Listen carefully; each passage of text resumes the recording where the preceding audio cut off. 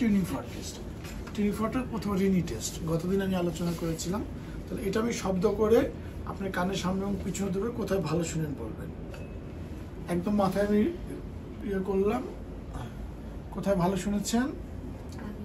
আগে মানে সামনে, ওরা বিদেশিরা বলে আগে।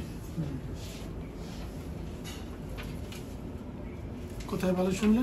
সামনে, সামনে। তাহলে রিনি তার পজিটিভ।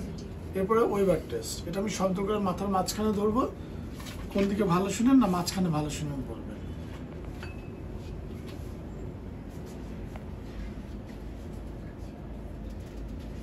বুঝা গেছে? কোথায় শুনছেন? মাঝখানে। তাহলে ওয়েবার ইজ সেন্ট্রাল। এখন আমি এটা শব্দ করে আপনার কানের পিছনে ধরবো, যখন আর শুনবেন না তখন হাত তুলবেন।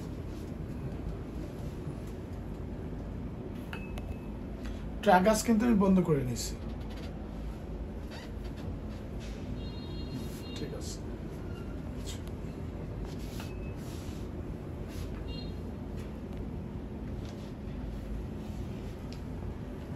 আমরা দুই কানেও করতে পারি।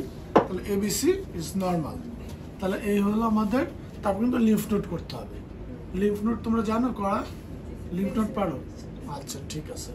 তাহলে আমরা যখনই এয়ার করি, নোজ করি, থ্রোট করি, আমাদেরকে কিন্তু লিম্ফ নোট করতে হবে মাস্ট। ঠিক আছে? ওকে। আজকে আমরা